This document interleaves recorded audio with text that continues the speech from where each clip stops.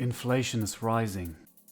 Often titled as a concern of the past, many people forgot how hard-earned wealth can be diminished over short periods of time.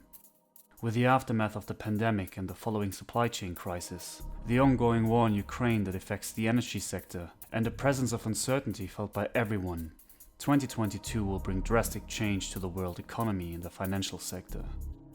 But for how long will prices rise? Is the threat of hyperinflation real or an overreaction? And if the devaluation of our currencies is not stopping, what will be the consequences? Let's find out, and welcome to Dark New World.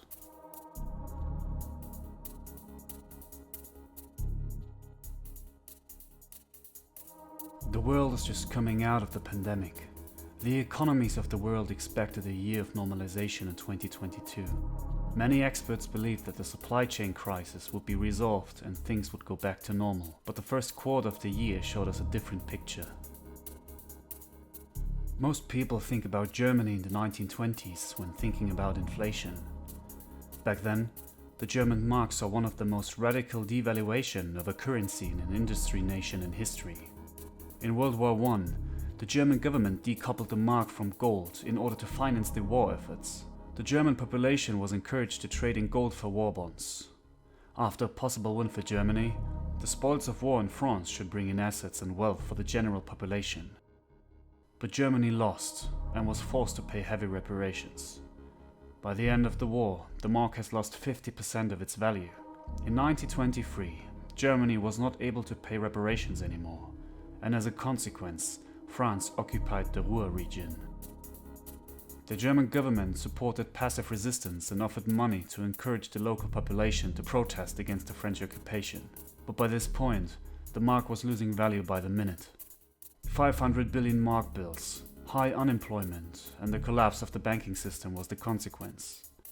But the times have passed, and Germany, although after another bloody and costly war, is one of the strongest economies of the world. It's safe to say that hyperinflation like in the 20s is unlikely. But a longer-term, sneaking inflation could be the danger we face right now. Exactly 100 years later, globalization, a robust policy framework, demographic changes, structural factors, and technological advances were instrumental in keeping inflation low until 2020. These factors provide clues to questions about whether the current surge in prices is transitory or more long-lasting. Should these forces recede, increases in short-term inflation may become much more persistent. At the end of 2021, some economists saw high inflation as a one-time effect. The extremely low prices from the time of the pandemic in 2020 would now be compensated. In fact, many prices had fallen in 2020, with inflation only in the tens of a percent range. This was partly because consumers bought less in 2019. In 2021, prices rose again. This is because the industry had reduced its production.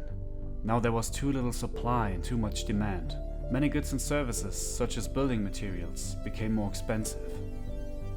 Until now, the world was sure to get out of the COVID rut in 2022. Business was preparing to operate on a normal level again. But then the invasion of Ukraine happened. The war adds to the series of supply shocks that have struck the global economy in recent years. Like seismic waves, its effects will propagate far and wide, through commodity markets, trade, and financial linkages. Russia is a major supplier of oil, gas, and metals, and together with Ukraine, of wheat and corn. Reduced supplies of these commodities have driven their prices up sharply. Commodity importers in Europe, the Caucasus, Central Asia, the Middle East, and Africa are most affected. But the surge in food and fuel prices will hurt lower-income households globally, including the Americas and the rest of Asia. Eastern Europe and Central Asia have large direct trade links with Russia and are expected to suffer.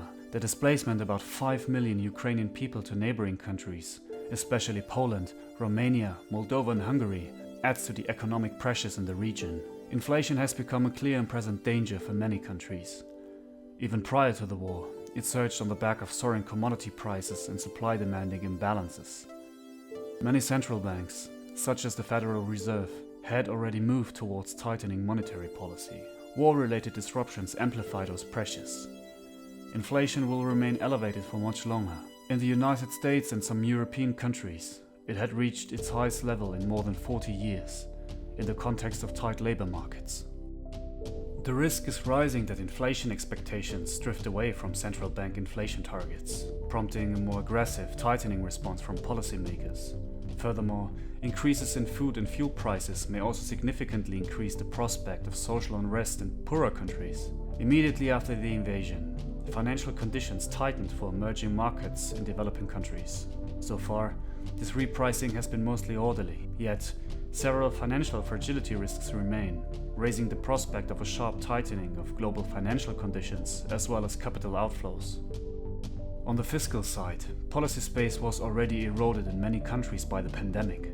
Withdrawal of extraordinary fiscal support was projected to continue. The surge in commodity prices and the increase in global interest rates will further reduce fiscal space, especially for oil and food importing emerging markets and developing economies. The war also increases the risk of a more permanent fragmentation of the world economy into geopolitical blocs. The forming of two blocs will be the topic for a video coming soon. One of the many collapse-related things we will discuss, and a good reason to hit that subscribe button and join the channel. These blocs would have distinct technology standards, cross-border payment systems, and reserve currencies. Such a tectonic shift would cause long-run efficiency losses, increase volatility, and represent a major challenge to the rules-based framework that has governed the international and economic relations for the last 75 years. Global semiconductor and electrical steel shortages will also continue well into 2022, forcing automakers to limit production. While the initial chip shortage is under control, disruptions have moved from microcontrollers to cross-chip manufacturing operations, especially in Malaysia, affecting several types of chips. In 2022, analog chips will be another source of concern. Electrical steel, used in battery electric vehicles, transformers, motors and generators, faces a structural supply deficit that will require significant investments in capacity. Labor shortages are also contributing to the rise in inflation. In the United States, labor force participation remains below pre-pandemic levels, and job vacancy rates have risen to record highs. Across Europe, COVID-19 has disrupted migrant labor flows. To sum it up, there are many different reasons for the developments we see right now. But when you put things into perspective, it's getting clearer and clearer that any additional problem that could flare up might worsen things far beyond our control. The more the world heats up, the harder it will be to bring it back under control. Every conflict, every political dispute, every sign of a worsening situation in the world could trigger effects that bring the markets closer to a shock. Most people still think that the world is going back to normal. It's a natural behavior, and totally okay for most people. The war, increasing tensions, and shortages of goods and energy is invisible to most. But when people will lose their purchasing power, things could heat up. Then everyone is directly affected and not able to ignore the world outside. Maybe this will be the main factor that brings an awareness to the general population that things don't look very good. But it would be important. People need to be able to identify a problem in order to solve it. Maybe that's the wake-up call we all needed. Let's hope we learn. But we are already beyond the point where someone can really predict the outcome anymore. There are so many major political, economic, and environmental factors stressing the financial sector that precise conclusions are not possible. The more the world will heat up, the less confidence people have in the financial system. I think it's safe to say that the time has come to prepare. If you want to see more content like this, then please like and subscribe. It really makes a difference for a small channel like mine. My name is Dennis. Thank you for watching and goodbye.